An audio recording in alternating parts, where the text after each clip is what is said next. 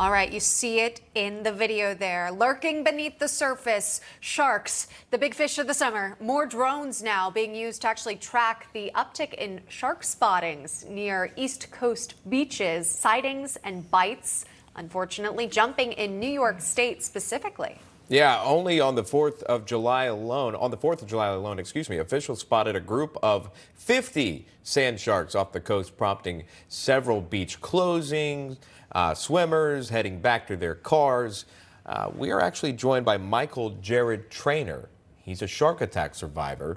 And Dr. Michael Heithaus is a marine ecologist and the executive dean at the College of Arts and Sciences and Education at Florida International University. Gentlemen, thank you so much for coming on. We do appreciate your time. Jared, can I go to you on this? Let's just start there. A shark attack survivor, someone you don't meet that often. Can you tell the viewers your experience, what happened from start to finish with this shark attack? Yeah, I was surfing a local spot here on the Lost Coast, and I surf there pretty regularly. And I was out there by myself this particular day. There was a lot of seals out in the water this day, and it had a bit of an ominous vibe to it. And I basically paddled out, and about 15 minutes later, I was struck.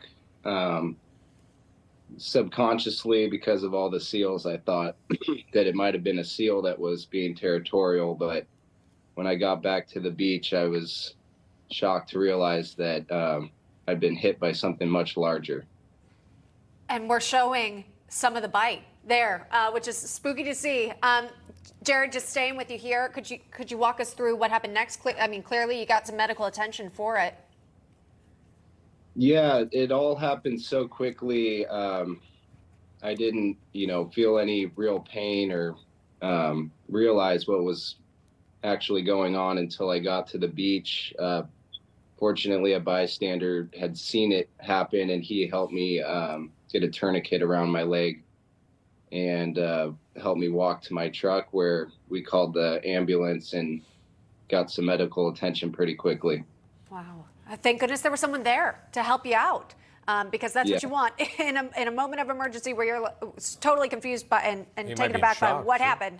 And that's where we want to bring in Dr. Michael Heithaus to weigh in on this. Why are we seeing more reports of shark spottings this year? Well, we're seeing a lot more sharks for a couple reasons. One is that we're actually doing a decent job of starting to clean up some of these coastal waters. And so we're seeing some of that bait fish come back.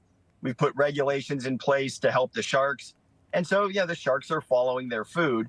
But the other part of it is there are a lot more drones in the air, and we're just seeing more sharks when they're there. So it's a combination probably of a few more sharks, but also a lot more cameras out there looking for them. We also are hearing, too, or at least it seems this way, that there are shark attacks. We've been reporting on them, I believe some in the Long Island area, I believe some in Florida, and obviously internationally as well. I just wanted to get, Doctor, just your thought on this.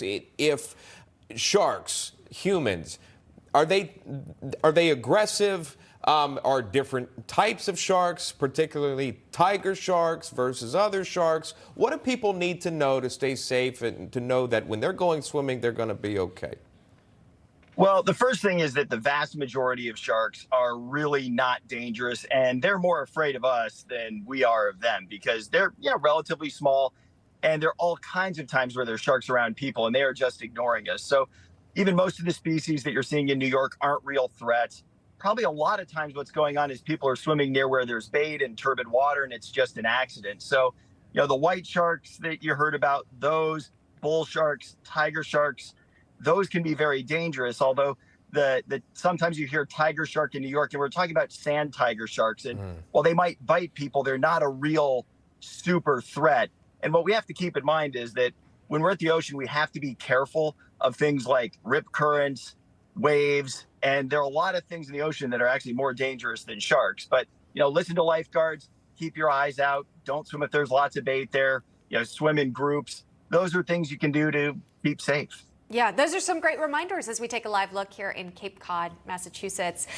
Jared, back to you. I noticed again your surfboard. Not only you were impacted by the shark attack, but it looked like the shark got some bites out of the board. Do you still have it? And do you still go surfing?